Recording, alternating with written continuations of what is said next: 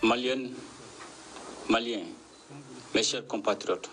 je suis particulièrement heureux. Sangatan oni durukono jamana nyama Assimi Goïta leyi kambo samba flani muka ani saba kobolodalen kan ani fana bara minnu kan ka bila sen kan sankura kɔnɔna la hukumu kɔnɔ dantigɛli kɔni sinsina kosɛbɛ lakana ani bɛn sabatiliko kan Mali la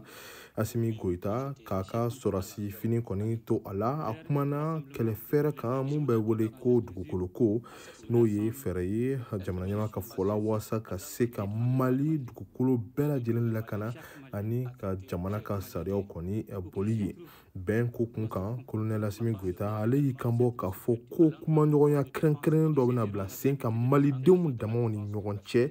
cogo min na bɛn bɛ se ka sabati jamana in kɔnɔ wa ko kumaɲɔgɔnya kunnafoni kɔni lasera maa kofɔlenw ma kabini tuma min na MINUSMA ka dagaw datuguli kɔni dabɔra Mali cɛmancɛ ani a kɔrɔyanfan fɛ nka colonel Assimi Goïta ale b'a ɲɛfɔ ko kumaɲɔgɔnya ninnu senfɛ ko babu fila bɛɛ ye maga tɛna kɛ minnu na kɛrɛnkɛrɛnnenya la n'olu ye Mali ka kelenya ani diinɛw bɛɛ lajɛlen damakɛɲɛni ni o bɛ wele faransikan na ko laïcité ye nka ko jatigɛwale kulu kɛlɛli ko tɛna jɔ wasa Mali ka lakana ka se ka sabati Mali ɲɛma y'i kanbɔ fana walew kan minnu kɔni ma se ka sira sɔrɔ kosɛbɛ san 2023 ni o la belebele dɔ ye kurantigɛ ye sabula san kɔnɔna la malidenw kɔni ma se ka kuran sɔrɔ ko ɲuman kurantigɛ tun cayalen don Assimi Goïta ale y'i kanbɔ k'a fɔ ko fɛɛrɛw bɛna tigɛ cogo min na kuran bɛ se ka sɔrɔ ka ɲɛ Mali kɔnɔna la ni nɔgɔya la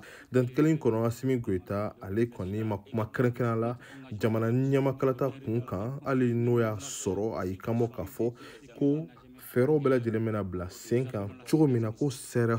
jɔsen taabolo k'olu ka se ka taa ɲɛ Mali kɔnɔna la Georges Atino VOA Bamanan tɔgɔ la Bamako. Protège les Maliens. Je vous remercie.